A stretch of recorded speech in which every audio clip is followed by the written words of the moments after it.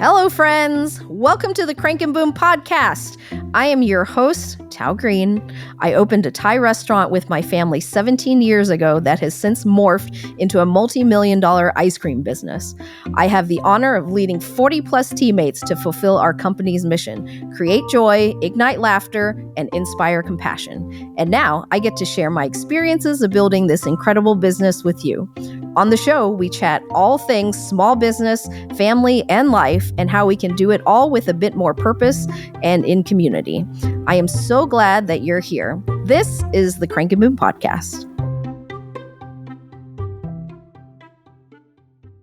If you're just starting a business or you're into the new year ticking through a list of ways to raise the bar for your existing business, making sure you have a well-crafted website that serves you and your customers is key.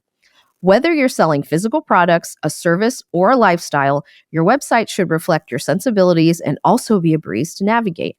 A lot of times, it might be the very first point of entry for a potential customer to interact with your business. A good website creates an atmosphere for that customer, convincing them they just can't live without your product or service. Plus, it nurtures those customers to keep coming back. It can even attract PR from journalists or social media attention that can grow your customer base. Think of it as your literal home on the internet. You want to build something that people want to spend time in. In this episode, I'm going to cover the core components to think about when you're designing a website for your business and some basic tactics on how to take advantage of all the cool tools there are today to get your website looking professional and functional. So let's get into it.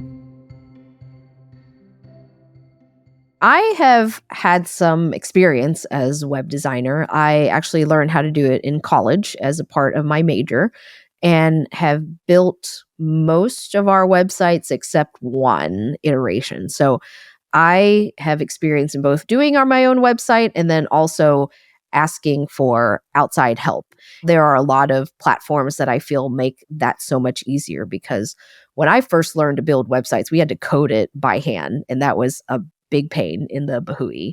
Now there's so many platforms that make that much easier. WordPress is one, especially if you're a blogger, is one of the more robust sort of platforms. And then there's Shopify if you're very e-commerce forward, something definitely to consider. It has more features. There's also Wix.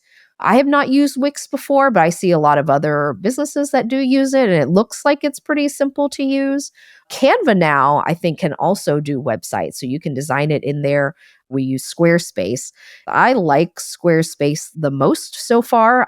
I find Squarespace is very affordable. You can also get your own domain. So domain is the name of the website that you're trying to do. So if you sell widgets, then you would say, janeswidgets.com if that name is available. And you can get that through Squarespace at a very affordable price. I find they make that process very easy. I also find that having a domain that's easy to say to people, those are my favorites and what I feel like are the easiest to figure out.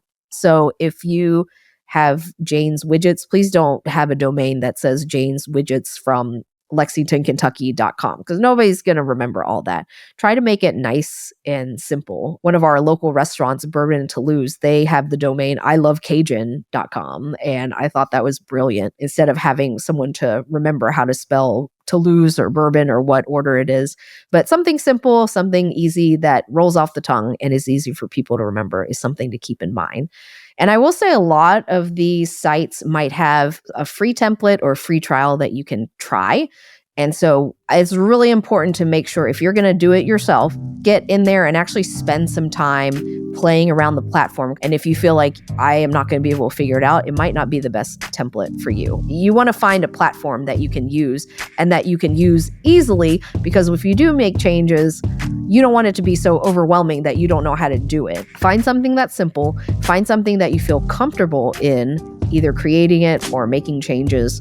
And if you do hire somebody, what I always do is I make sure that I'm trained. If I don't know the platform, I make sure they train me on how I can make changes, because it will add up super fast if you're having to have someone else make tiny changes for you.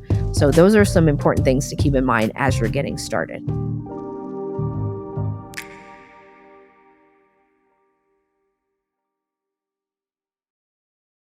If you've been here for a while, you know that I incorporate community in everything I do.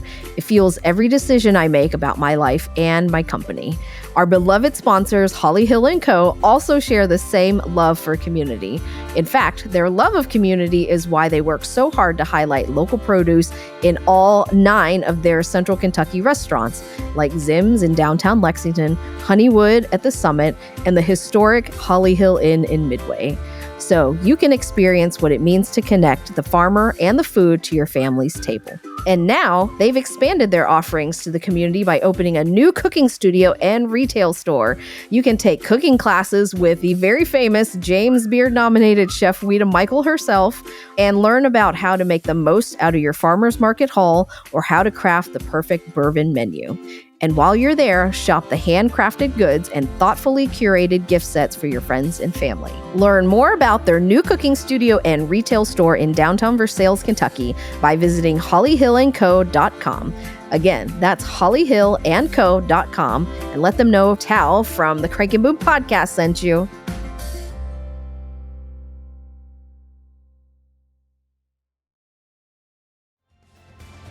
When you're in the throes of managing your small business and stress levels are getting high, sometimes you just gotta reach for that comfort bagel or comfort pizza. One of my favorite ways to do this is through Goldbelly. They have the best comfort foods from any region of the country and can deliver it right to your door. Whether you need ribs and pulled pork from Memphis or lobster rolls from Maine, Goldbelly curates the best of each region so you can enjoy it without any of the stress.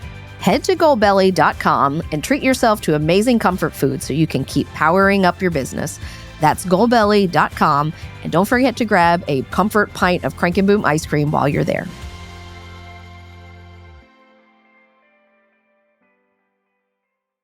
So once you have figured out what platform you want to get started in and you just don't even know where to start, I'm going to have you take a step back.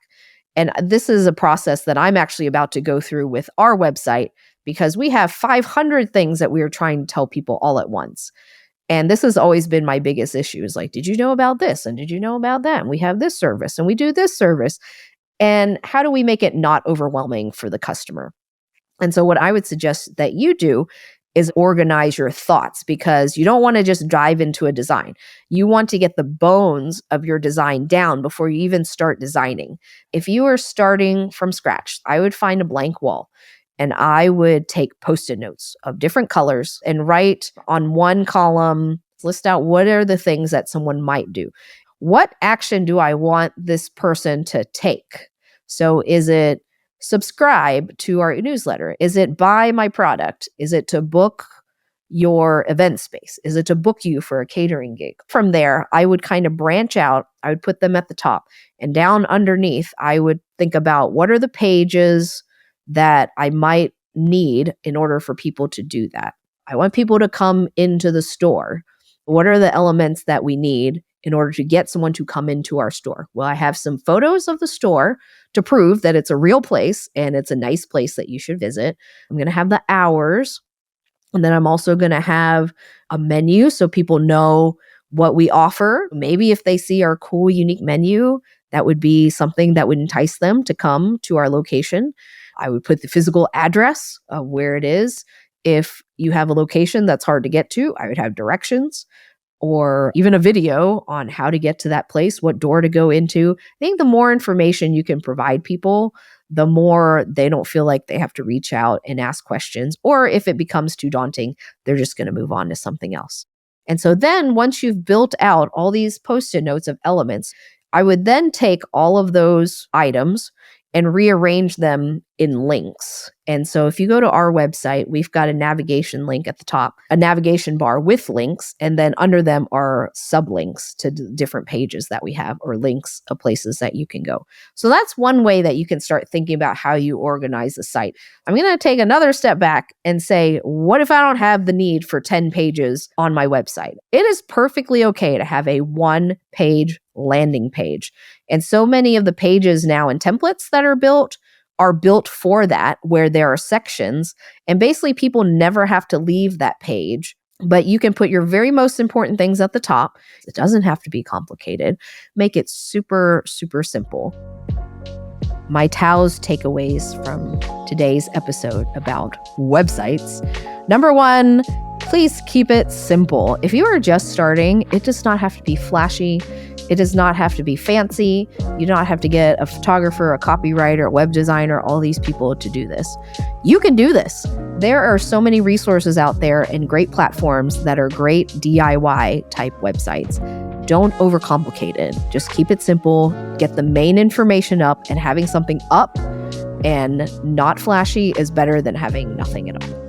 Number 2, be sure to get in the mind of your customer and start with what is it that you want your customer to do?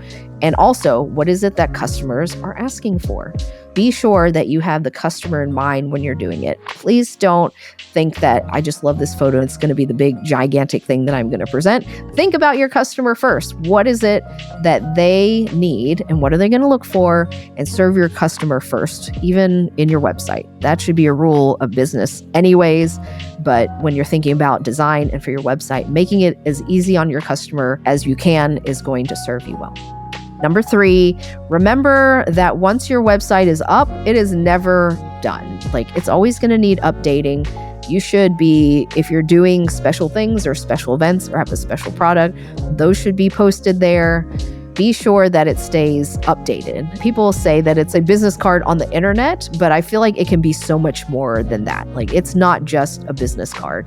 It is a tool that allows you to connect with your customers or clients. It's a way to show off your personality so that people understand who you are. It is a great tool to connect you with your customers in a meaningful and special way. So keep that in mind and remember to listen to what customers are saying. Listen to the feedback. I get a lot of feedback of, I can't find this, or how do you get to this, or I need more information on, and I use that feedback constantly to change our website all the time. I'm probably making changes at least once or twice a week, if not more, if we've got something special going on. It takes some time, but being able to be there to serve your customer makes it all worth it.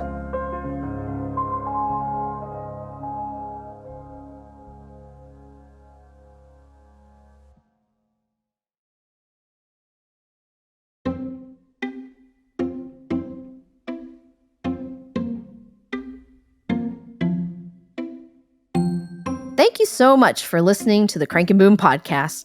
If you want business advice and tactics like this every week, click that follow button wherever you listen to your podcast so you never miss an episode with us.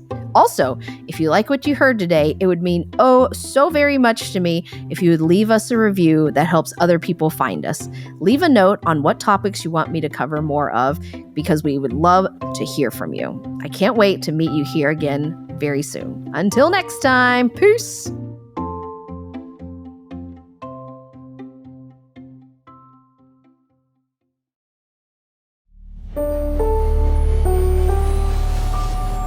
This is a production of Four Eyes Media.